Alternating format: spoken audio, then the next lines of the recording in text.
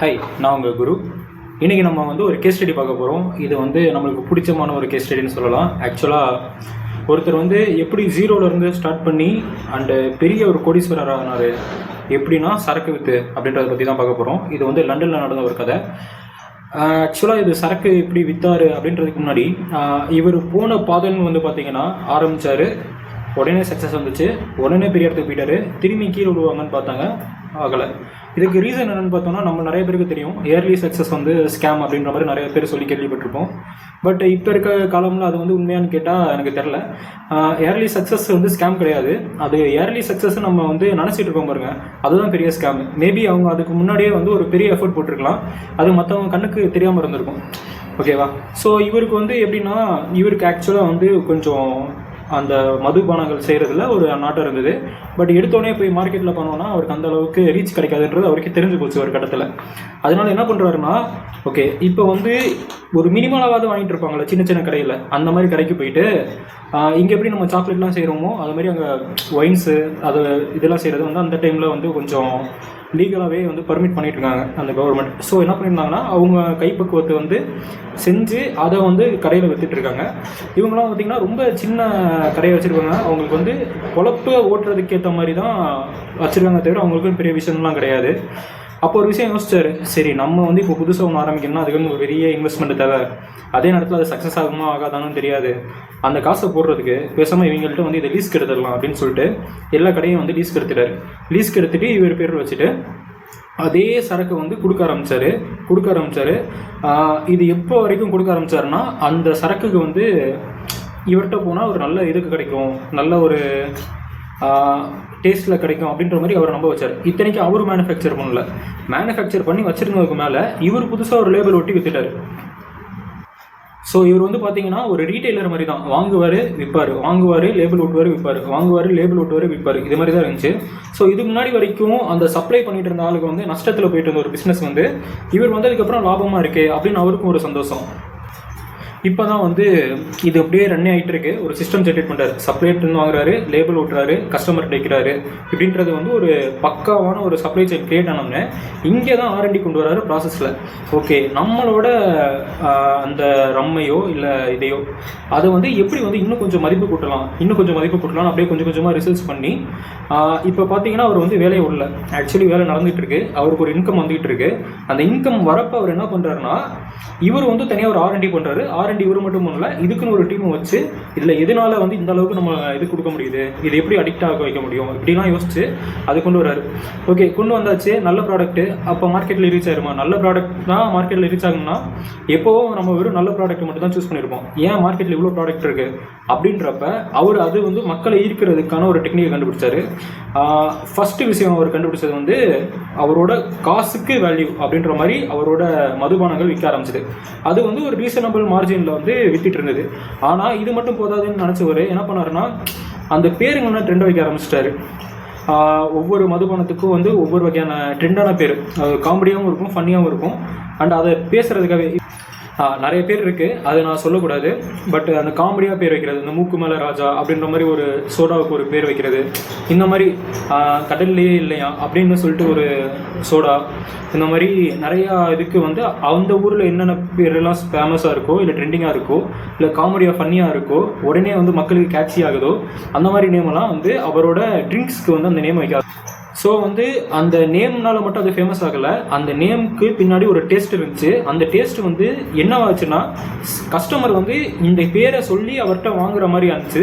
So இங்கே ஒரு demand உருவானுச்சு. இப்போ தான் யோசிச்சார், இன்னும் இதை எப்படி லாபமாக ஆக்கலாம் அப்படின்றப்ப, இவன் எப்படியா இருந்தாலும் இப்போ கஸ்டமருக்கு நம்ம கொடுக்கலன்னா அவன் காண்டாவான், அவன் நம்ம எங்கே கடை வச்சாலும் தேடி வருவான் அப்படின்றது தெரிஞ்சோடனே ஊருக்கு எல்லையில் போயிட்டு கடை வச்சிட்டாரு.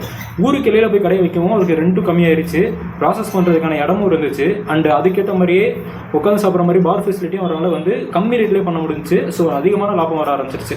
இந்த மாதிரி லாபம் வர ஆரம்பிச்சதுக்கப்புறம் அகைன் ஆர்என்டியில் போட்டு ரீஇன்வெஸ்ட்மெண்ட்ன்றது ஒரு நல்ல ஃபேக்டர். ஆனால் அது அதிகமாக யூஸ் பண்ணக்கூடாது. ஒரு 12%, 18% அப்படின்னா ஸ்டார்டிங்கில் உருவாக்கணும். பட் இவருக்கு பார்த்தீங்கன்னா ஸ்டார்டிங்லேயே சக்ஸஸ் ஆக ஆரம்பிச்சிருச்சு. இவருக்கு க்ரோத் தான் இருந்துச்சு, தவிர அந்த கீழே இறங்குற இதே கேர்வே இல்லை. ஸோ இவர் நல்லா சம்பாதிச்சார், சரக்கு விற்றாரு, லேபிள் ஓட்டினார், சம்பாதிச்சார். லேபிள் ஓட்டுறதை முட்டுட்டு இப்போ இவரோட சரக்கே ஓன் மேனுஃபேக்சரிங் பண்ணி ஆரம்பித்தார். ஸோ யோசிச்சு பாருங்கள், நீங்களே நிறைய பேர் யோசிச்சிருப்பீங்க, நம்ம செய்கிற அதே ப்ராடக்ட்டை வந்து மற்றவங்களும் செய்கிறாங்க, நம்மளால் சர்வே ஆக முடியுமா, நம்ம ப்ராடக்ட்டை செய்கிறதுக்காகவே நம்ம ஒரு தனி அமௌண்ட்டை போடணும். இதே நேரத்தில் இது நான் ஒரு பேசிவ் இன்கமாக நான் இதை ஜென்ரேட் பண்ணணும்னு ஆசையாக இருக்கும். ஆனால் எடுத்தோடனே பேசிவ் இன்கமாக ஜென்ரேட் பண்ண முடியலன்னா என்ன பண்ணுறது? எடுத்தோடனே நீங்கள் அதிகமான எஃபர்ட்டும் அதிகமான மணியும் அதிகமான இன்வெஸ்ட்மெண்ட்டு நிறையா எல்லாமே நீங்கள் வந்து டைம் எல்லாமே அதுக்குன்னு போட்டாகும். ஸோ இப்படி போடுறப்ப தான் வந்து நம்ம எல்லாருமே என்ன ஆகுறோம்னா பர்ன் அவுட் ஆகுறோம். அதனால ஒரு குறிப்பிட்ட டைம்லேயே அந்த பிஸ்னஸை விட்டுட்டு வந்துடுறோம். இவர் பண்ண மூவ் பாருங்களேன், இவர் என்ன எஃபர்ட் போட்டார், ஒரு அரை மணி நேரம் ஒரு நாளைக்கு ஸ்பெண்ட் பண்ணிவிட்டு சப்ளையர்லாம் பிடிச்சி அதை வாங்கி இங்கே ஸ்டாக் பண்ணுறாரு, அங்கே இருக்கவனே பார்த்துக்க சொல்கிறாரு, மினிமலாக ஒரு இன்வெஸ்ட்மெண்ட்டை போட்டு அதை வந்து ரன் பண்ண வைக்கிறாரு. ரன் பண்ண வச்சதுக்கப்புறமேட்டு இவர் ஒரு R&D பண்ணுறாரு. இது எதுவுமே வந்து அவர் வேலையை பண்ணியிருக்கலாம், இல்லை இதுலேயே மொத்தமாக இறங்கியிருக்கலாம். பட் வந்து இவர் இருந்த எல்லாமே வந்து பார்த்தீங்கன்னா ஒரு செஸ் விளாட்றப்ப சேஃப் ஜோன்லேயே விளாடுவோம்ல, சிலர் வந்து சேஃப் ஜோன்லேயே விளாண்டு ஜெயிச்சிருவாங்க. அந்த மாதிரியே வந்து இவரும் வந்து எப்படி விளாண்டுருக்காருன்னா சேஃப் ஜோன்லேயே காயை ஊற்றி ஜெயிச்சிருக்காரு. ஸோ இதெல்லாம் பண்ணுறப்ப ஒரு கட்டத்தில் வந்து ஃப்ளோ நிறையா வந்ததுக்கப்புறமா ஃபுல் ஃப்ளெஜராக இறங்கிட்டார். நியர்லி ஒரு 70 crores கிட்டக்க அந்த காலத்திலேயே சம்பாரிச்சதுனால அவர் ஒரு பெரிய பணக்காரன் ஆகிட்டார். அண்ட் ஆஃப்டர் தேட் வந்து அந்த கம்பெனியை விற்றுட்டு அதுலேருந்து வந்த ஃபண்டையும் வந்து ட்ரஸ்ட்டுக்கு கொடுத்த மாதிரிலாம் சொல்லுவாங்க. இதுலேருந்து நம்ம என்ன தெரிஞ்சுக்கலாம்னா, உங்களுக்கு ஏதோ ஒரு கனவு இருக்கலாம், ஏதாவது ஒரு ப்ராடக்ட் செய்யணுன்ட்டு கூட ஐடியா இருக்கலாம்.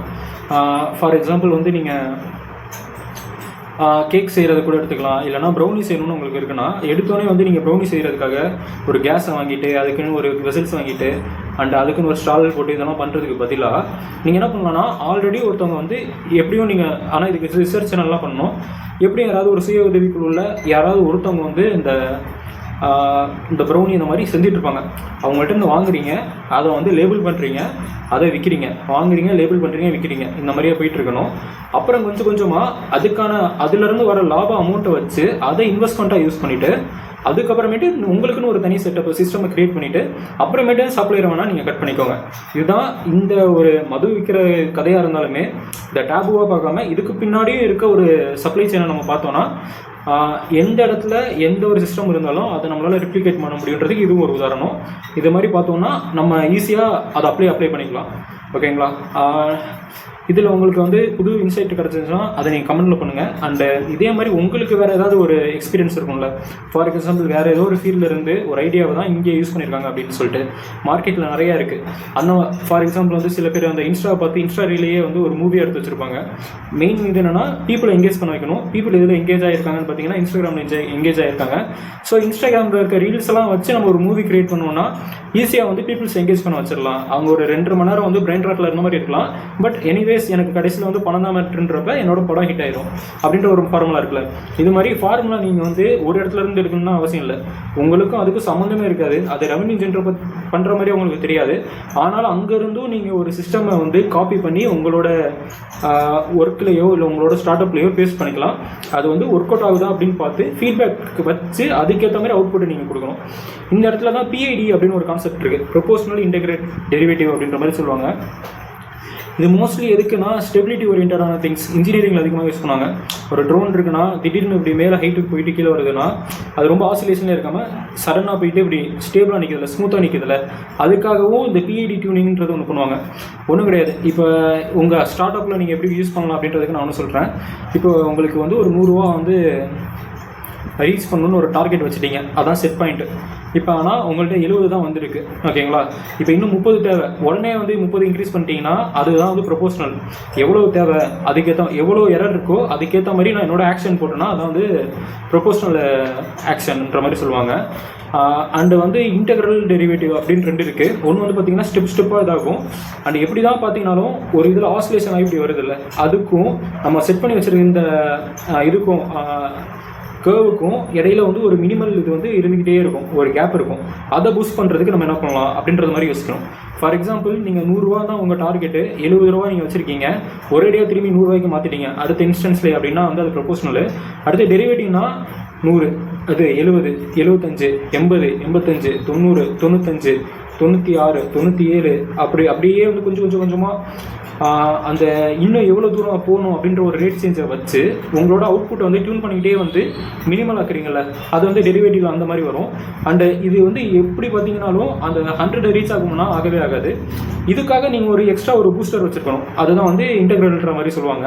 ஸோ இடையில வந்து பார்த்திங்கன்னா ஃபிக்ஸ்டு ஒரு செட்பேக் ஸ்பேஸ் இருக்கும். அதை வந்து நீங்கள் கொண்டு வரதுக்கு ரெக்கவர் பண்ணுறதுக்கு ஒரு பூஸ்ட் கொடுக்குறீங்களா, அது இன்டெகிரலில் வரும்.